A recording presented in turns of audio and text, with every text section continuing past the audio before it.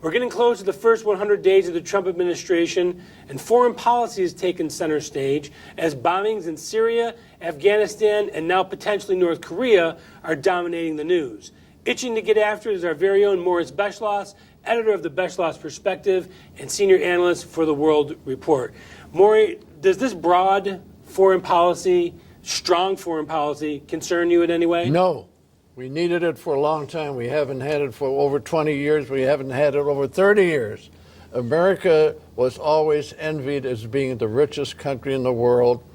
We had two oceans defending us, but very rarely were we looked at as the most powerful country in the world. Unfortunately, in the world we live in today, supreme power is very important.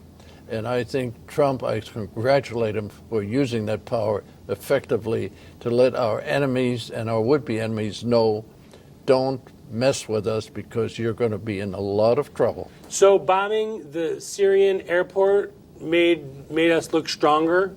Yes, I wish he would have eliminated the runway. That would have been even better. Now with North Korea, I can possibly see where there's a severe deterrence that needs to be addressed. But Syria, I don't see where that becomes an issue to the United States. Well, Syria, I blame 100% on Obama, because at the time when ISIS, when he called it the JV, the junior varsity of the bad guys, the jihadis. Yeah, somehow, they're just a bunch of guys, ragtags. Yeah, they're big shots. Yeah. But didn't realize that he didn't know his history. He didn't know anything about the caliphate. It goes back to the 19th century when a great jihadist led a rebellion that almost took over Egypt and was going to take over the Ottoman Empire, but it failed because a man by the name of Colonel Gordon defeated him on the field of battle. It's all history. But the point is, Syria has several things.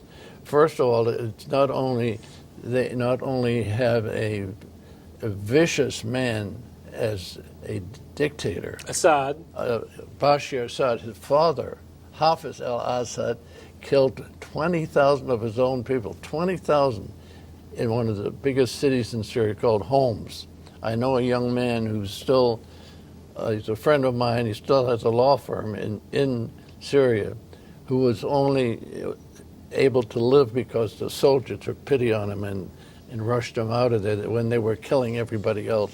But now Syria and Assad is fighting ISIS, so I don't understand why it would be beneficial for us to bomb Assad. So are we picking which jihadi we want to back now? When you say they're fighting ISIS, ISIS is ISIS is trying to take over Syria.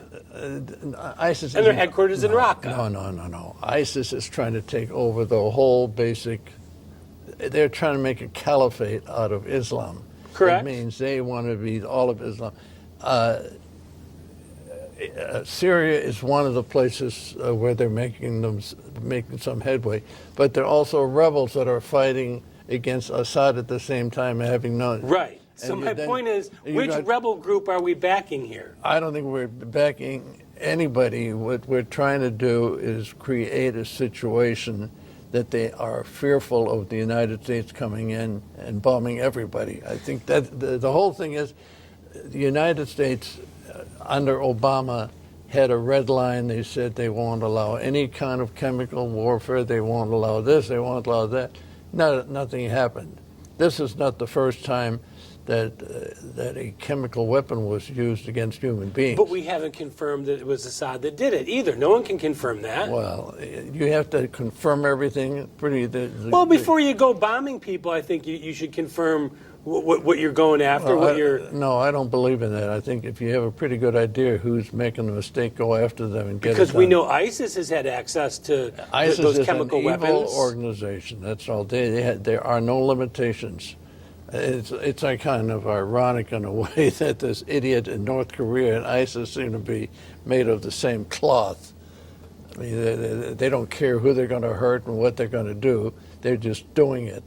Well, I think the only difference is that one is driven by religious ideology, and one is just a nutcase that has toys that he wants to play with. Yeah, he's I would say he is physically and mentally insane.